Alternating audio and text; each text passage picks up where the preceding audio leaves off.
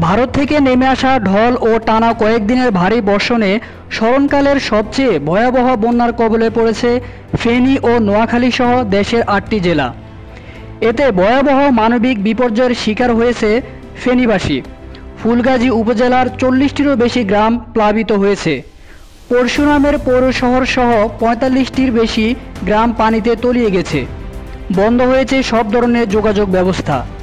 বিদ্যুৎ বিচ্ছিন্ন হয়ে পড়েছে ৩.৫ লাখেরও বেশি গ্রাহক।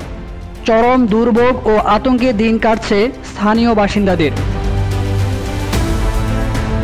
সিলেটে অতিবৃষ্টি আর ভারতের উজান থেকে নেমে আসা পাহাড়ি ঢলে বিপদসীমা ছাড়িয়ে গেছে কুশিয়ারা নদীর পানি।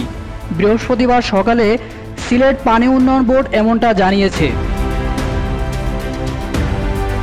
এদিকে না জানিয়ে বাঁধ খুলে দেওয়া নিয়ে বাংলাদেশি বিভিন্ন সংবাদ মাধ্যমে অভিযোগ তোলার বিষয়টিকে প্রত্যাখ্যান করেছে ভারত সরকার।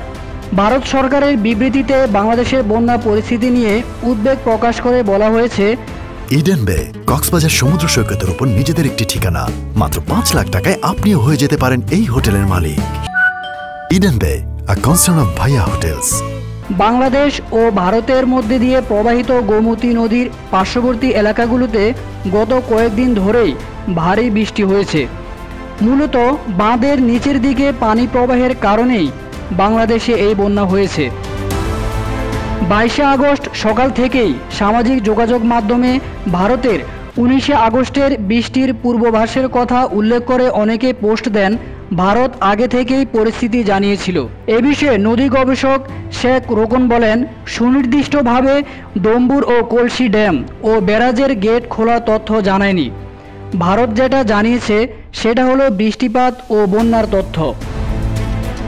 অভিন্ন নদী অববাহিকায় বৃষ্টিপাত ও বন্যার তথ্য পরস্পরকে জানানোর বিষয়ে ভারত ও চীনের সঙ্গে বাংলাদেশের চুক্তি রয়েছে জানিয়ে এই গবেষক বলেন, যেমন ব্রহ্মপুত্রের তথ্য চীন আমাদের জানিয়ে থাকে, আবার আত্রাই নদী অববাহিকার দিনাজপুর বা ঠাকুরগাঁয়ে অতিবর্ষণ বা বন্যা হলে আমরা ভারতকে সতর্ক করি, যাতে করে পশ্চিমবঙ্গের উত্তর দিনাজপুর বা দক্ষিণ দিনাজপুর জেলা প্রস্তুতি নিতে পারে।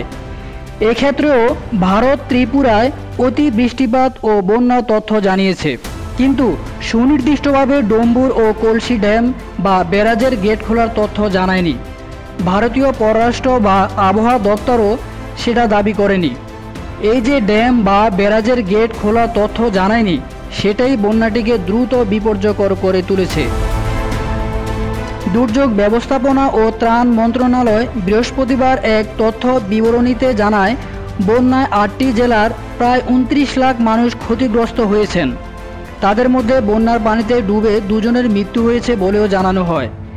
আগামী ২৪ ঘন্টায় দেশের উত্তর পূর্বাঞ্চল ও এর সংলগ্ন উজানে ভারী বৃষ্টিপাতের প্রবণতা কমে আসতে পারে।